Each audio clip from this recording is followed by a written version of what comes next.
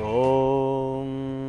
या देवी सर्वभूतेषु सर्वशक्तिस्वरूपिणी नमस्तस्य नमस्तस्य नमस्तस्य नमो नमः। जय माता दी। दर्शकों, आप देख रहे हैं भाग्य चैनल। मैं हूं पंडित दिनेश।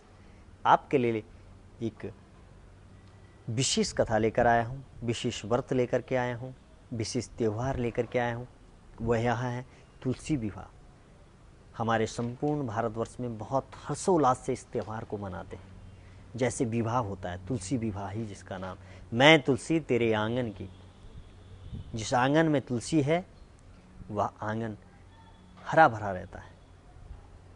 तो तुलसी विवाह का हमारे धर्मशास्त्रों में क्या वर्णन है, तुलसी विवाह कैसे करना चाहिए, और तुलसी का जो पौधा है वो कहाँ से प्रकट हुआ, इससे क्या क्या प्राप्त होता है।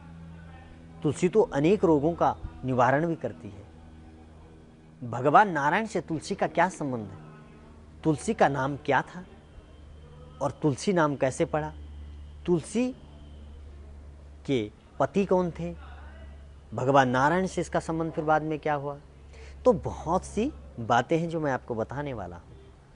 तो तुलसी और कार्तिक मास में भगवान नारायण का पूजन सहस्र कोटि कोटि गुना अधिक फल प्राप्त होता है। तो आज सभी लोग तुलसी विवाह मना रहे हैं। सायंकाल में यह उत्सव बड़े धूमधाम से लोग मनाते हैं।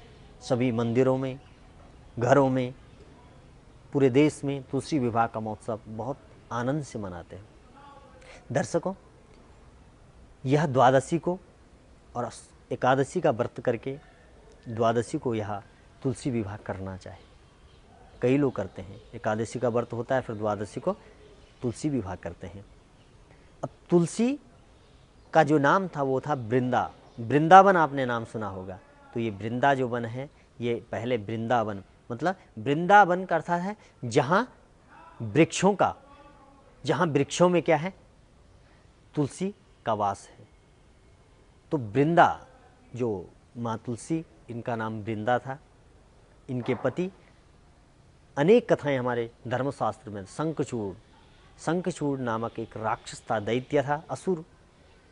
वह माँ वृंदा के तप से इतना शक्तिशाली बन गया था कि वह पूरे देवताओं पर विजय उसने प्राप्त कर ली, सबको प्रताड़ना देने लगा। और जो माँ वृंदा अर्थात तुलसी का जो तप का जो समय है, जो तप किया, वो कौन से समय, चातुर्मास्य में। चातुर्मास जो है वह क्या है, देव शयनी एकादशी से देव उत्थान एकादशी या देव प्रबोधनी एकादशी के बीच मध्य का जो समय होता है, या तुलसी की जो तप करने का यह समय था, चातुर्मास जिसको कहते हैं।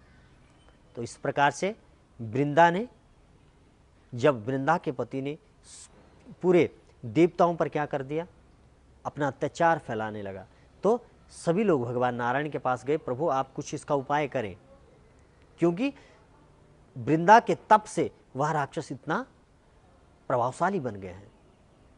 तो भगवान नारायण ने ध्यान लगा करके देखा कि उसके पास क्या शक्ति है। तो देखा कि वह पतिव्रत करती है, पतिव्रत का पालन करने वाली है, इसलिए उसके सामने किसी की नहीं चलने वाली। जो पतिव्रता स्त्रियां होती है, जिनका पतिव्रत का पालन करती है, वो बड़ी शक्तिशाली, परमात्मा भी कुछ नहीं कर सकते। तो भगवान नारायण ने ध्यान लगा करके सोचा क्या किया जाए।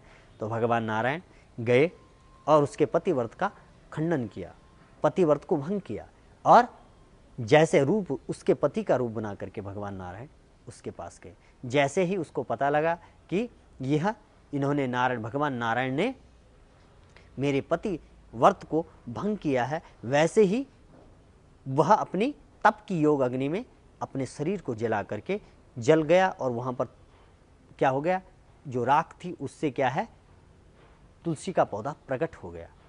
भगवान ने उस राख को मस्तक पर धारण किया। उस दिन से तुलसी का क्या है, तुलसी को फिर भगवान ने अपनाया, अपनी अर्धांगिनी बनाई, विवाह किया, विधिवत पूजन करके विधि के अनुसार भगवान नारायण ने तुलसी को पत्नी स्वीकार किया। अब यह कथा भी आती है, जो शंखचूड़ जो शंख है, अब माता ने कहा भाई मुझे तो प्रभु आपने अपना लिया, मेरे पति का भी उद्धार करें। तो भगवान ने कहा मैं जल रूप में शंख के अंदर, इसलिए जल भी रखते हैं हम, क्योंकि शंखचूड़ क्या है, वृंदा का पति है, तुलसी पति, और जल उसमें नारायण है, इसलिए भगवान ने उसका भी उद्धार किया।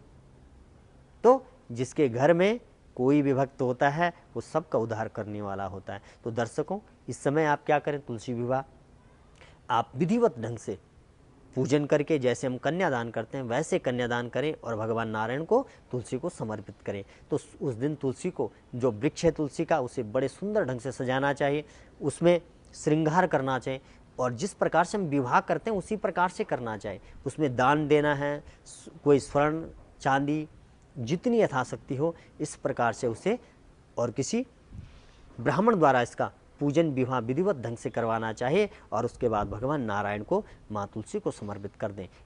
इस ऐसा करने से भगवान नारायण की और माँ लक्ष्मी की अपरपार कृपा बरसती है। और इस दिन यदि किसी कन्या का विवाह नहीं हो रहा है, तो यदि आप तुलसी विवाह करवाते हैं, भगवान नारायण को समर्पित करते हैं तुलसी को, तो आपकी कन्या का विवाह जो है वो अति शीघ्र हो जाएगा, और उसमें बहुत आपको लाभ प्राप्त होता है। और कार्तिक मास में यदि एक तुलसी का पत्ता भी भगवान नारायण को समर्पित किया जाता है तो हमें करोड़ों कोटि कोटि जन्म का फल प्राप्त होता है। इसलिए तुलसी विवाह का बड़ा महत्व है। तुलसी विवाह का जो मैंने आपको संक्षिप्त, अनेक शास्त्रों में इसके वर्णन आते हैं, मैंने आपको संक्षिप्त में बताया।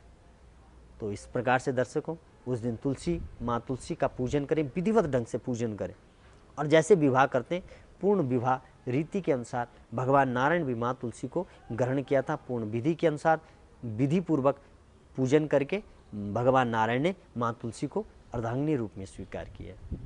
और तुलसी का बड़ा महत्व है, सभी के घर में तुलसी होती है। और दूसरी बात मैं आपको बता दूं, तुलसी को पवित्र स्थान पर अपने घर में रखना चाहिए। कई स्त्रियां होती है जो मासिक धर्म में, उसको छूना नहीं चाहिए तुलसी को, उसमें एक चुनरी डाल करके सदैव रखें और उसे स्वच्छ स्थान पर रखें, तो आपके घर में वास्तु दोष समाप्त हो जाता है तुलसी के वृक्ष से।